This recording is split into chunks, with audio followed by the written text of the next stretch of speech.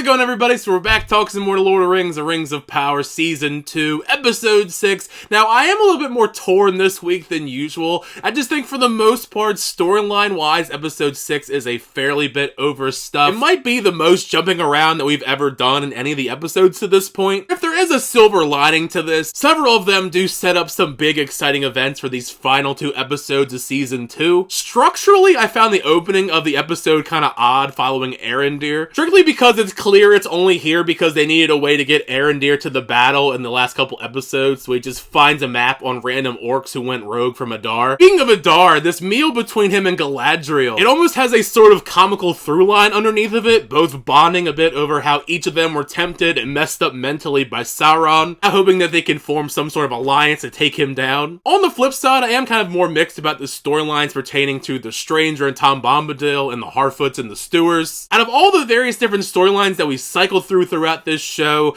their storylines seem to be the ones that gets lost in the shuffle the most. We're not really moving the needle all that much for their story, at least in comparison to all of the other storylines. There is a wholesome quality to Nori connecting with the Stewarts and learning how they're connected to this place. I think that's a beautiful sequence. It just doesn't feel like it's going anywhere. And that's besides them throwing in Poppy and nobody hitting it off and kissing for some reason. I don't know. It could just be a me thing. Maybe I'm soulless, but between their romance and the romance between Isildur and Estrid, I'm just not really a big fan of the romances in this show so far. As far as the Stranger goes, there's not much plot progression here either. He still isn't able to master his abilities or the trials that Tom Bombadil gives him, only for Tom Bombadil to drop him off so he can find a staff. So hopefully he'll be able to quickly discover his destiny within all of this. I also would hate for this to be the final time we see Tom Bombadil, because he does kind of just disappear. And I don't know, at least in these short little sequences, I enjoyed his personality. While we already saw Celebrimbor's descent into madness begin, somehow it finds more ways to descend even further.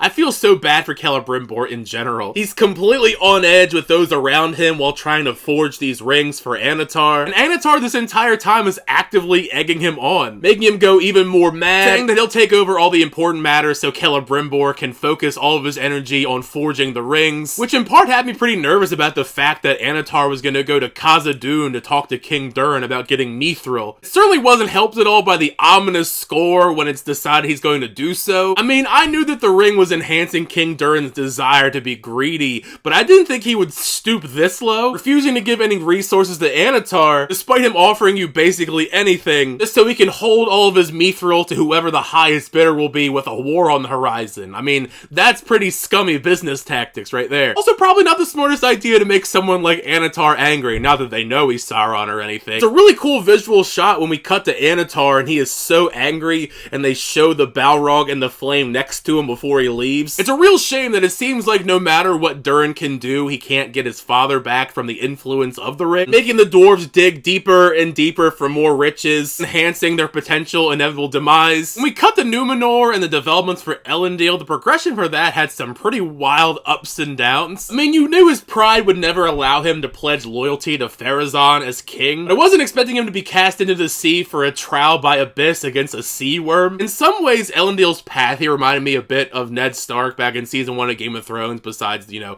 Elendil survived and he didn't. As far as Elendil refusing to no matter what bend his integrity, willing to die regardless of anyone begging him to reconsider. And I get it's the rules that you're allowed to have someone like Miriel to be judged by the Valar in Elendil's place, but sending a blind woman out to face a sea worm seems kind of questionable morally. Not that these people seem to have very good morals to begin with. The sequence, however, seeing the sea worm in full view when she's pulled under, albeit it is a brief sequence, I thought it looked quite beautiful. Fortunately for everyone involved though, she survived, so it was satisfying seeing Pharazôn take the L. I am nervous, however, about the aftermath when it comes to Pharazôn viewing the Palantir and it looks like he sees Halbrand in it. With everything being set in motion for this big final battle over the course of these next 2 episodes, sometimes it is kind of frustrating just Galadriel's processes. She straight up just spills all of the beans to Adar just to get betrayed and locked up again. I mean, she is absolutely right about everything that she's saying about being deceived, and this is exactly what Sauron wants, with Adar gathering this huge army to storm Eregion. Going back to the stuff revolving around Celebrimbor and Anatar, I think that the sequence between the two of them